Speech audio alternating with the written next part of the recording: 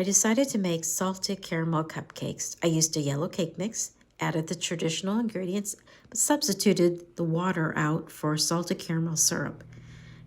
Baked them for about 18 minutes until they were springy, and then took them out of the oven and put them on a cooling rack. Then it was time to make my buttercream. I used a 2-pound bag of powdered sugar, 4 sticks of butter, and this is where I'm mixing all of my butter in a stand mixer for about 4 minutes until it's very creamy.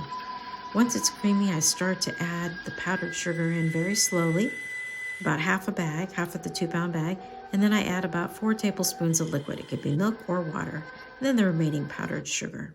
Once I'm done, I use a little bit of vanilla and a pinch of salt. Then I whip, and I'm ready to start frosting.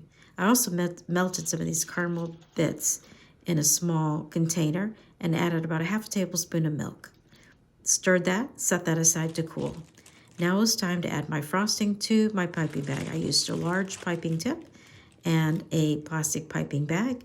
I also bought these containers so I could transport the cupcakes easily to work.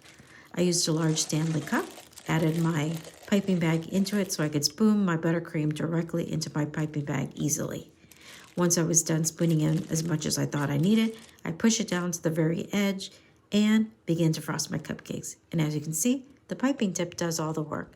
Makes your cupcakes look very professional.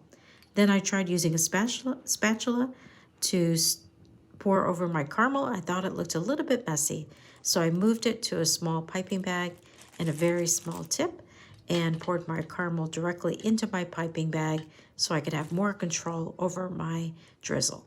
I think it turned out much better. Then it was time for the taste test, and it was delicious. Try it.